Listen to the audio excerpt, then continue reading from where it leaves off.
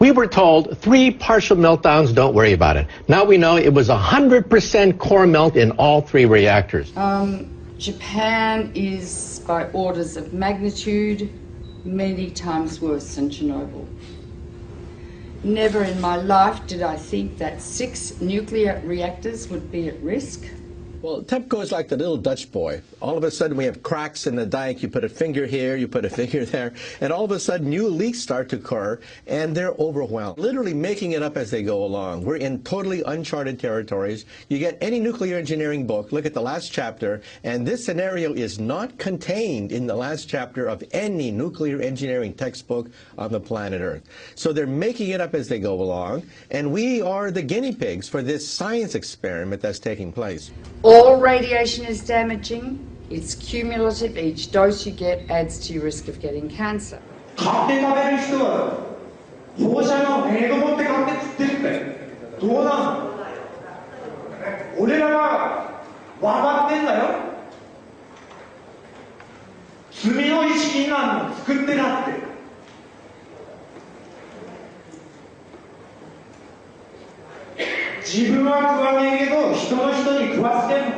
Within days of the Fukushima Daiichi catastrophe beginning, we were getting fallout coming down in rain in the United States, not in insignificant quantities.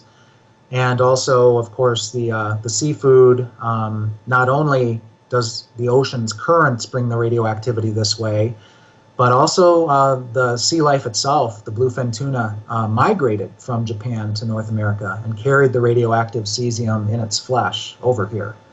Wow, not a good time to be eating tuna. The food chain remains contaminated for hundreds or thousands of years, and we'll start seeing lung cancer and leukemia, I think 2 to 5 years from now.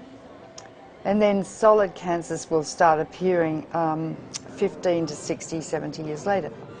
So the ace up the sleeve of the nuclear industry is the incubation time for cancer. It takes a long time for cancers to develop once you have inhaled or been exposed to these radioactive elements. And no cancer identifies its origin. And so there is already a level of cancer in society, but it's going to increase dramatically. The problem is not really under control. It will not be under control for, it's estimated, between 40 and 100 years from now. There's no way to clean it up. They say 40 years, but they can't clean it up. They can't. And the site's still unstable and vulnerable to natural disasters. If there is another earthquake, a serious one, 6, 7, 8 or 9 magnitude, that would rattle all these 1,060 tanks. It would rattle the damaged cores, spent fuel, whose structures have already weakened. Yes. That's a potential very, very serious threat. Approximately 300 tons of water was filtering through the site until early this month, becoming laced with radioactive materials and then seeping into the sea. Another factor is the ever-increasing amount of water accumulating inside damaged infrastructure. Once it makes its way into reactor buildings, it mixes with radioactive isotopes. For months, Tepco workers have been pumping up 400 tons of water every day and storing it in tanks on site. There's 1,060 tanks, stainless steel water tanks, that are holding the water which they keep pumping into the damaged reactors and the spent fuel storage pools. From the air, the scale of the problems at Fukushima become clear. The growing mass of storage tanks now dwarfs the plant itself. More than 1 million tons of highly radioactive water is now stored here. But the tanks have been hastily built. They're made of steel plates, bolted together, rather than welded. Last week, workers detected a major leak in one of those tanks.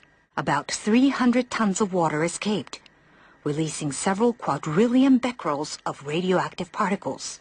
Experts have often pointed out how vulnerable they are to damage. The tanks, though, have been put together very quickly.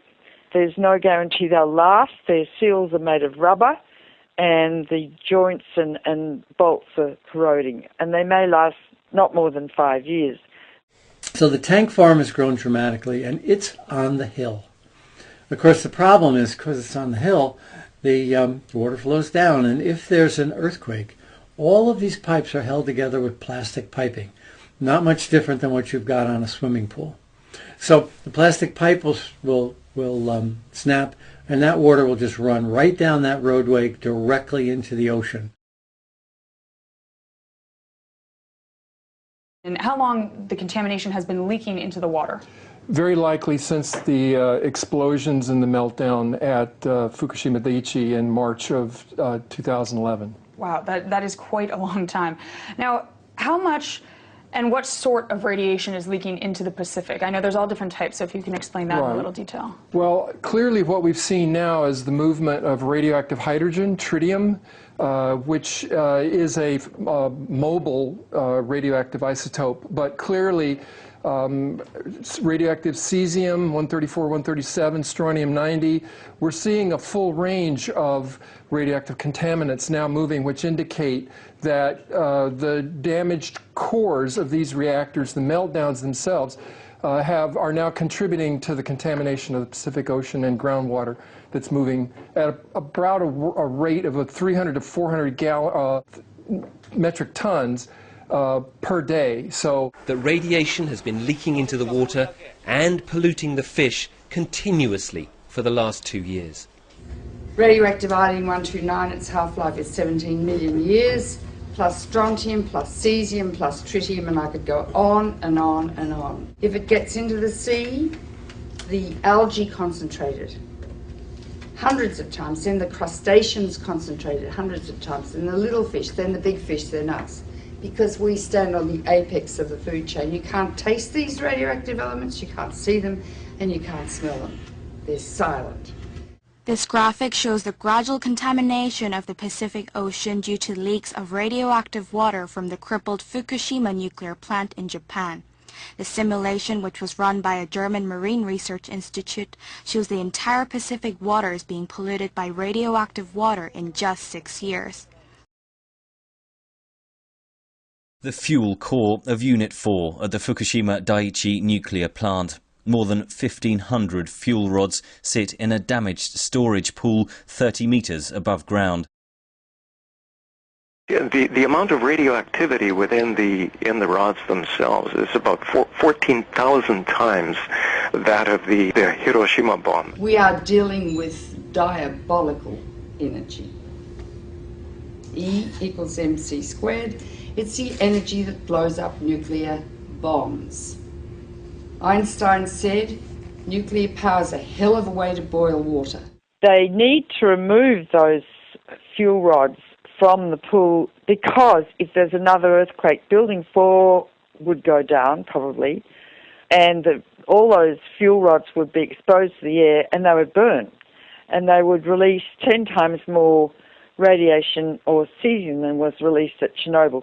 Huge amounts, and pollute much of Japan and the Northern Hemisphere. So we're in a nuclear crisis at the moment. If there's another earthquake and Building 4 collapses, which contains the cooling pool with fresh fuel, I'm going to evacuate my family from Boston. So they've put a crane on top of that building, which is shaky anyway. And they're going to lift the fuel assemblies out one by one with the crane, and it will be done manually. Normally, those rods are removed by computer control with millimetres to spare. It's a very delicate operation. The fuel rods must be kept submerged and must not touch each other or break. Nuclear experts warn any mishaps could cause an explosion many times worse than that one here in March 2011. Because if several rods touch each other, you could reach criticality and the whole fuel pool could go critical. Or if the rods break as they're being lifted out, large amounts of radiation would escape from the rods and the area would have to be evacuated, meaning that if the area is evacuated, the continuous operation of cooling 5 spent fuel pools and 3 melted cores would stop. Need I go on?